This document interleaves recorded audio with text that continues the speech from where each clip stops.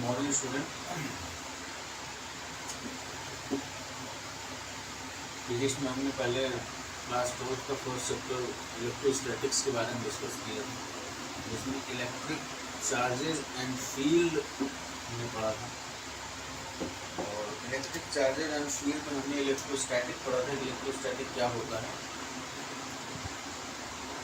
और कितने टाइप के चार्जेस होते हैं, how many types of charges, ये भी हमने पढ़ा कि इलेक्ट्रोस्टैटिक क्या होता है। जिस चार्ज की स्टडी अगर हम रेस्ट में करते हैं तो हम उसको इलेक्ट्रोस्टैटिक बोलते हैं। क्या बोलते हैं? इलेक्ट्रोस्टैटिक। इलेक्ट्रोस्टैटिक्स किसकी? चार्ज की, जिस चार्ज की स्टडी हम किसमें करें? रेस्ट में करें।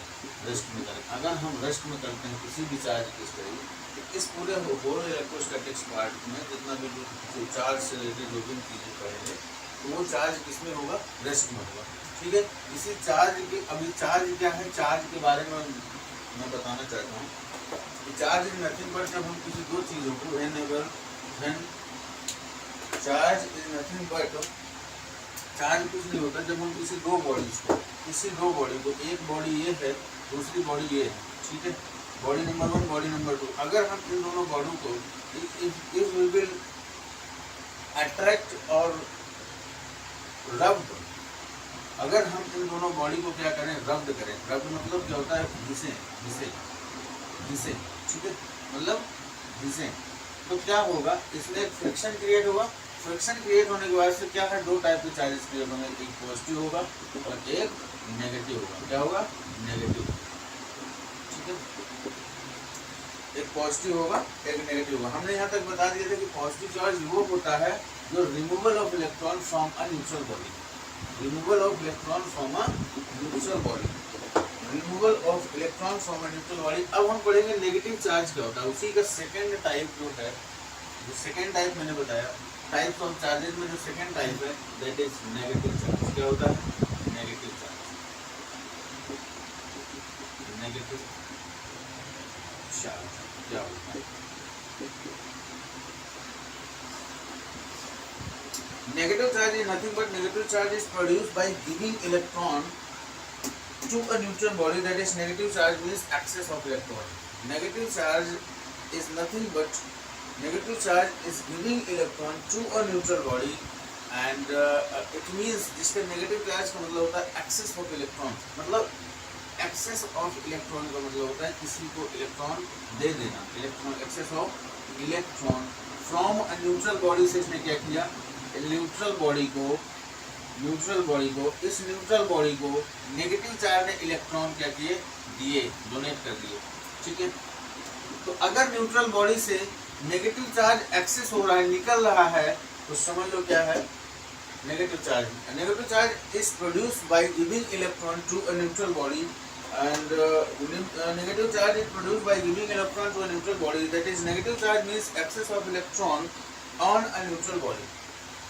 तो न्यूट्रल बॉडी में जो इलेक्ट्रॉन का एक्सेस हो रहा है that is called negative charge, ठीक है। दो टाइप के चार्जेस होंगे। Negative charge is produced by giving electron to a neutral body and excess of electron from a neutral body, ठीक है, जिसका मतलब नेगेटिव चार्ज का मतलब होता है excess of electron from a neutral body, ठीक है।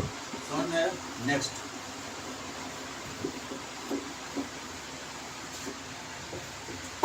इसके बाद हम पढ़ेंगे प्रॉपर्टीज ऑफ चार्जेस। चार्जेस की प्रॉपर्टीज क्या होती है?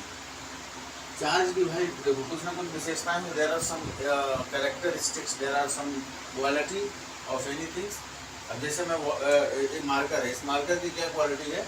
ये बोर्ड में हम इससे लिख सकते हैं, स्मूथ सरफेस जो होती है हमारी, स्मूथ सरफेस में हम इस मार्कर को चला सकते हैं। उसी तरह चार्ज की प्रॉपर्टी होती है। चार्ज की प्रॉपर्टी क्या होती है? Charge properties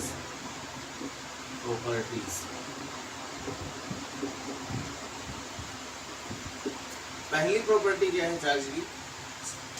conservation of charge. Charge का कंजर्व होना, मतलब चार्ज का कंजर्व होना। अब जैसे मैं इसी मार्कर से समझाने की कोशिश कर रहा हूँ, जैसे ये मार्कर है, इसकी अगर इंक खत्म हो जाती है तो फिर हम इसको डालते हैं, लेकिन इंक अल्टीमेटम कहीं खत्म नहीं होती। The thing is that they are simply transferred from one body to another. अब जैसे इस बॉडी पर इंक थी, फिर इधर इंक चली गई, फिर इसके बाद I will not say that this will waste.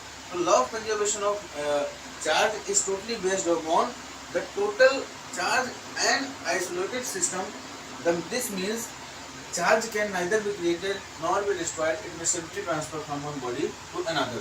Law of conservation of charge. Conservation of charge.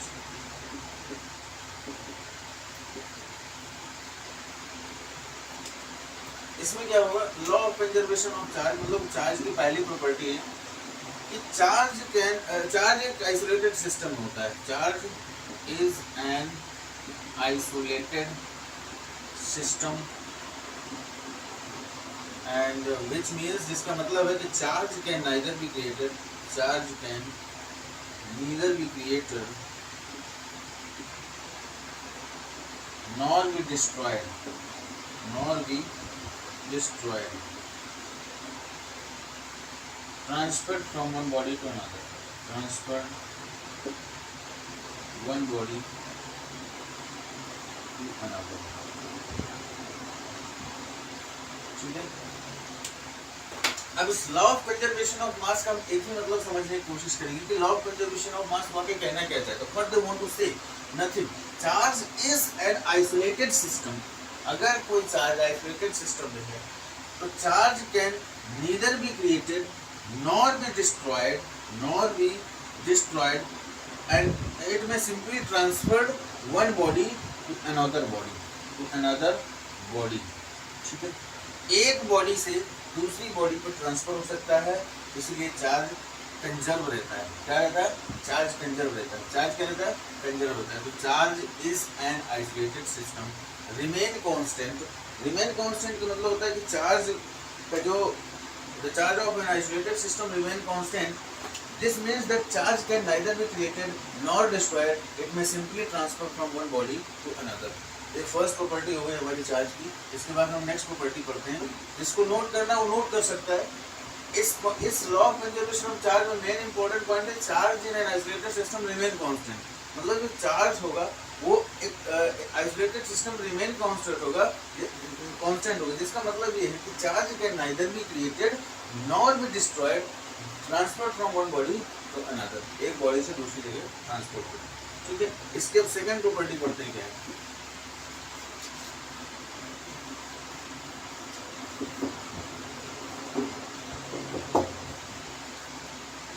एक बहुत इंपॉर्टेंट प्रॉपर्टी है कि अगर like charges repel each other,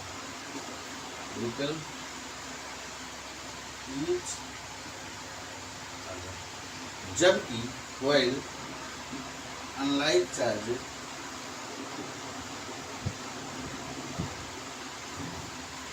attract each other.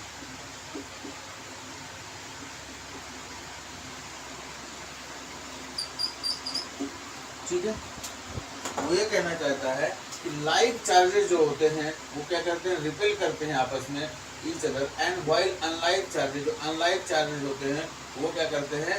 Attract करते हैं। कैसा उनका नेचर होता है? अट्रैक्ट करते हैं। एग्जांपल के तौर पे अगर प्लस प्लस के चार्जेस होंगे तो क्या कर जाएंगे? रिपेल कर जाएंगे। क्या कर जाएंगे? रिपेल कर जाएंगे। अगर अपोजिट चार्ज हुए, पॉजिटिव नेगेटिव हुआ तो क्या हो जाएगा? अट्रैक्ट कर जाएंगे। अट्रैक्ट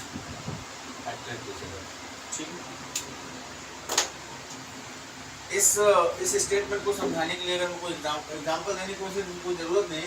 सीधी सी बात है कि अगर तुम अच्छे रास्ते पर चलोगे तो तुम्हारे सारे लोग if you will go in a right track, in our right path for your future, for your target, तो आसपास के लोग तुम्हें बहुत ज़्यादा रिपेल करेंगे। ठीक है।